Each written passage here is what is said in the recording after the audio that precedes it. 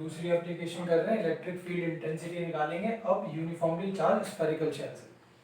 Uniformly charge spherical shell से निकाल रहे हैं तो क्या कर रहे हैं, ये रहा हमारे पास में यूनिफॉर्मली चार्ज स्फेरिकल शेल। इसका मतलब क्या है कि इस पे जो चार्ज है वो यूनिफॉर्मली डिस्ट्रीब्यूटेड है कुछ इस तरीके से बाहर, और ये चार्ज कौन सा है, ये चार्ज क्यू। ये पूरा चार्ज इस तरीके से यहाँ पर डिस्ट्रीब्यूटेड है कुछ इस तरीके से यूनिफॉर्मली। मैंने आपको दिखाया नहीं है, ठीक है, बना दिया है। इस स्फीयर की वजह से मैं कहीं बाहर किसी पर्टिकुलर पॉइंट पे क्या निकालना चाहता हूँ, इलेक्ट्रिक फील्ड निकालना चाहता हूँ। सेम है, अब तक तो याद हो चुका होगा सबको। कभी भी आपको निकालना है, आपको करना क्या होता है, इलेक्ट्रिक फील्ड जहाँ भी निकालना है आप उस पॉइंट पे एक इमेजिनरी गॉसियन सरफेस बना देते हैं। ये मेरे पास स्फीयर था, इसकी वजह से मुझे पॉइंट पी यहाँ कहीं पे इलेक्ट्रिक फील्ड निकालना था, तो मैंने क्या कर लिया, इस पॉइंट पी पे एक डॉटेड ये जो स्फेरिकल बना के दिखाया आपको स्फीयर, ये एक इमेजिनरी गॉसियन सरफेस बना दिया।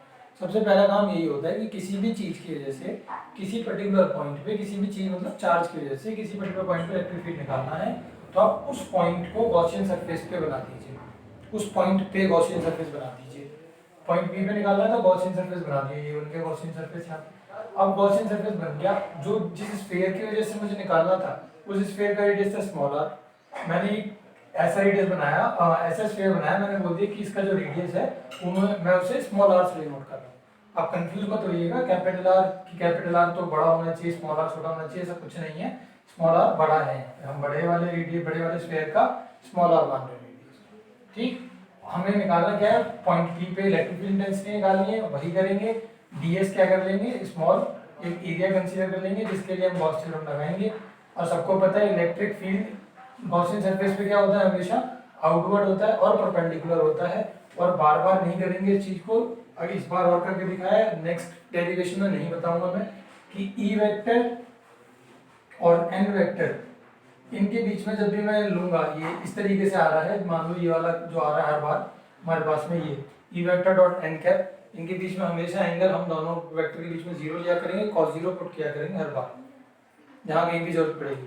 तो ध्यान रखिए, बार बार इस चीज को नहीं बताया करेंगे, आप नोट कर लीजिए, इस बात को समझ लीजिए अच्छे से। ठीक है, स्टार्ट कर रहे डेरिवेशन को। हमें करना क्या है वो बता दिया मैंने आपको। ये देखिए इलेक्ट्रिक फील्ड की डायरेक्शन, किसी भी पॉइंट पे आप निकालो इलेक्ट्रिक फील्ड की डायरेक्शन यही रहेगी हमेशा। यहाँ पे निकालो ये इलेक्ट्रिक फील्ड की डायरेक्शन और यही एन कैप की डायरेक्शन। ठीक है, यहाँ कहीं निकाल दो यही इलेक्ट्रिक फील्ड की, यही एन कैप की डायरेक्शन आउटवर्ड नॉर्मल, और यही इलेक्ट्रिक फील्ड की डायरेक्शन आउटवर्ड नॉर्मल। ठीक, हमेशा क्या रहेगा, गॉसियन सरफेस पे हमेशा ऐसा ही होता है, ई वेक्टर और एन कैप के बीच में एंगल कुछ नहीं बनेगा। एरिया वेक्टर और ई वेक्टर जो होता है वो दोनों हम सेम डायरेक्शन में लेके चलते हैं। गॉसियन सरफेस हमेशा ऐसे ही होता है, जब पीछे पढ़ाया भी था आपको सब चीज। ठीक है, तो हर बार हम थीटा जीरो ले सकते हैं जब पॉइंट पी को आप उस सरफेस पे इंक्लूड कर रहे हो, तो हर बार मतलब ये भी कंडीशन ध्यान रखनी है, उस सरफेस पे इंक्लूड कर रहे हैं तो ये जब तक है, जब आप सरफेस से इलेक्ट्रिक फील्ड देख रहे हो, कहीं और से इलेक्ट्रिक फील्ड देखने लगे तो एन कैप की डायरेक्शन चेंज हो जाएगी। जैसे अभी पीछे सरेंडर में हो रहा था, देखा था ना, यहाँ वाले से और यहाँ वाले से 90 डिग्री का एंगल बन रहा था। तो हर बार भी आंखें बंद करके नहीं करना है, दिमाग लगाना है, थोड़ा सा समझ के चीजों को करना है। ठीक, to calculate electric field intensity at point P, draw a spherical surface. बना दिया, ये स्फेरिकल सरफेस ही क्या है, गॉसियन सरफेस है, आप ब्रैकेट में लिख लीजिएगा इसे, जिसका रेडियस हमने क्या बनाया है, लिया है स्मॉल आर लिया है। गॉस थ्योरम क्या कहती है कि भाई फ्लक्स जो होता है वो क्या होता है, सरफेस इंटीग्रल होता है किसका, E vector dot DS vector का, E vector dot DS vector का। अब हमने क्या करा, मैं वो बताया था स्टेप आपको, वो मैंने स्टेप यहाँ से हटा दिया जो पिछली बार कराया था, एन कैप वाला हटा दिया है मैंने, डायरेक्ट ई लिख दिया ई वेक्टर की जगह पे, डीएस वेक्टर की जगह एन कैप डीएस, वो पिछली बार करा था, नहीं करेंगे हर बार, इसलिए रिप्लेस कर दिया है। आप चाहें तो ऐड कर सकते हैं पीछे से देख के उसे, E cos theta DS, cos theta क्या रहेगा, हर बार जीरो ही रहेगा, जैसे यहाँ पे भी जीरो है, जीरो पुट कर दीजिए, वन आएगी value. Surface integral of DS, surface integral DS का करोगे तो क्या, सर्फ कौन से वाले का, इसका बड़े वाले स्फीयर का क्या निकालना है, सरफेस एरिया। सरफेस एरिया क्या होता है स्फीयर का, 4 पाई आर स्क्वायर, तो डीएस की जगह पे 4 पाई आर स्क्वायर, आर ध्यान रखना स्मॉल। अब कौन से सरफेस के लिए कर रहे हैं, गॉसियन सरफेस का रेडियस लेते हैं यहाँ पे, भाई डीएस किस पे ले रहे हो, इसी पे तो ले रहे हो। ठीक है, तो एस पूरा एरिया किसका, इस बड़े वाले का, तो क्या करेंगे, इसीलिए यहाँ पे छोटे वाले का रेडियस नहीं लेंगे, बड़े वाले का ही रेडियस लेंगे, 4 पाई आर स्क्वायर। तो यहाँ से आप वैल्यू निकालोगे ई की, तो क्या आ जाएगी, Q upon 4 pi R square into epsilon naught नीचे। क्लियर है सबको, जिन्होंने पिछली वीडियो देखी होगी जहाँ हमने आपको कराया था, कूलॉम लॉ रिड्यूस कराया था, वहाँ पे भी इलेक्ट्रिक फील्ड निकलवाया था। हेडिंग जाइए पीछे पलट के देखिए पन्ने अपने कॉपी के, detection of Coulomb's law from Gauss theorem, जहाँ निकलवाए वहाँ पे इलेक्ट्रिक फील्ड ये आया था। उसमें क्या माना था हमने, उसमें चार्ज सेंटर पे माना था, देखना कॉपी में पीछे पलट के पहले। तो ये कह सकता हूँ मैं कि जब मैं चार्ज सेंटर पे मान रहा था तो भी पॉइंट पी इसी तरीके से वहाँ पे माना था, तो भी यही इलेक्ट्रिक फील्ड आ रहा था। चार्ज मैंने यूनिफॉर्मली डिस्ट्रीब्यूटेड मान लिया सरफेस पे, तो भी इलेक्ट्रिक फील्ड यही आ रहा है। तो क्या कह सकते हैं इस बात को, जो कंक्लूड कर सकते हैं वो मैंने यहाँ पे लिखा है, ठीक है। ये देखिए क्या लिखा है, this is same as that due to the charge at centre of the cell. This क्या, ये electric field, this electric field add कर देना यहाँ पे अगर चाहो तो। This electric field is same as that due to charge at the center of the spherical shell। पीछे जो दिखाया direction of Coulomb's law from Gauss theorem वाली हेडिंग में देखोगे जाके वहां मिलेगा। यहाँ से हम कंक्लूड कर सकते हैं, यहाँ से we conclude that for a point outside the spherical shell, point outside the spherical shell that is point P, the field due to uniformly charged spherical shell is as if the entire charge of the shell is concentrated at the center।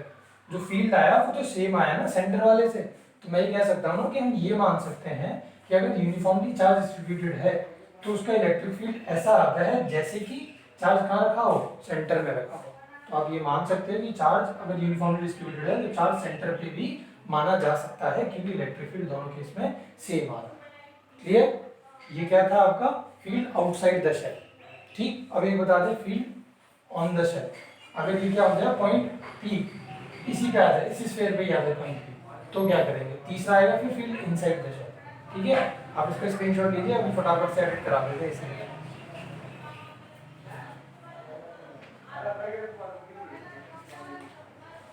देखिए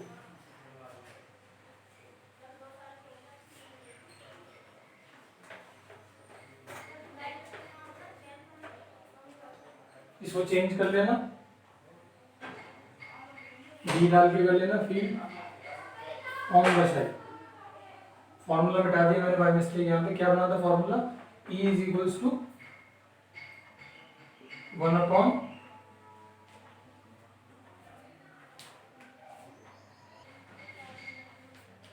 E is equals to Q upon 4 pi R square epsilon naught. ये था formula. हमने क्या बोला, for point अब कहाँ आ गया, shell पे आ गया। इसका मतलब क्या हो गया होगा बच्चों, स्मॉल r बराबर हो गया होगा ना कैपिटल R के। भाई ये पॉइंट यहाँ आ गया कि ये वाला रेडियस और ये वाला रेडियस बराबर हो गया, तो मैं क्या कर सकता हूँ, यहाँ पे स्मॉल r की जगह पे कैपिटल R पुट कर सकता हूँ।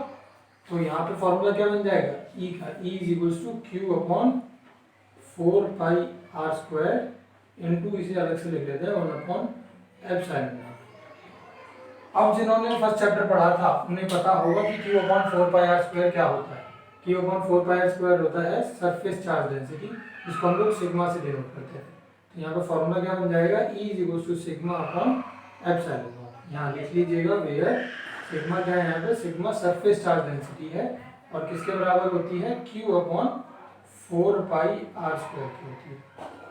तो कुछ लोग कहेंगे कि यहाँ पे क्यों नहीं कराओ, यहाँ पे भी सिग्मा अपॉन एप्सिलॉन नॉट कर देते। यहाँ सिग्मा अपॉन एप्सिलॉन नॉट नहीं कर सकते क्योंकि यहाँ आप जो रेडियस ले रहे हो उस पर कोई भी चार्ज एनक्लोज नहीं है, भाई रेडियस इस स्फीयर का ले रहे हैं। यहाँ पे ये वाला जो फर्स्ट का केस बता रहा हूँ, फर्स्ट केस में क्या कर रहे थे, ये वाला रेडियस ले रहे थे।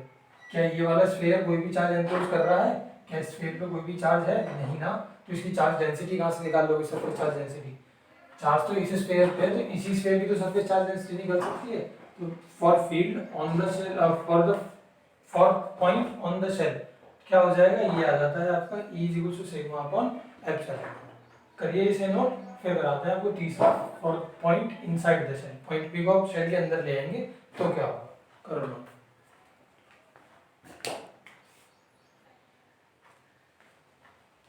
तीसरा case, field inside the shell, shell के अंदर फील्ड निकालना चाह रहे हैं। क्या हो गया इस बार कुछ ऐसा हुआ है कि ये था हमारा स्फीयर जो हमने अभी बनाया था, जिसपे यूनिफॉर्मली चार्ज डिस्ट्रीब्यूटेड था इस तरीके से बाहर इसके सरफेस पे। लेकिन इस बार कहा गया कि पॉइंट P जो है, जिसपे आपको इलेक्ट्रिक फील्ड निकालना था, वो पिछली बार यहाँ कहीं बाहर था, अब इस बार वो पॉइंट यहाँ आ गया अंदर, निकालो इलेक्ट्रिक फील्ड इस पॉइंट पे। हमने बताया अभी आपको, जिस भी पॉइंट पे आपको इलेक्ट्रिक फील्ड निकालना है, आप क्या करिए, वहाँ पे इमेजिनरी गॉसियन सरफेस ड्रॉ कर लीजिए। ये स्फेरिकल सरफेस है, तो इसके लिए गॉसियन सरफेस भी हम क्या बनाएंगे, स्फेरिकल बनाएंगे। स्फेरिकल सरफेस का रेडियस जो था इस बार वो स्मॉल आर है, इसका रेडियस जो हमारा सरफेस है उसका रेडियस कैपिटल आर है। गॉसियन सरफेस पे इलेक्ट्रिक फील्ड की डायरेक्शन दे दी बाहर की तरफ, इसकी डायरेक्शन दे दी एन कैप की। अब इलेक्ट्रिक फील्ड यहाँ ना दिखा के यहाँ दिखाएं तो ज़्यादा अच्छा लगेगा।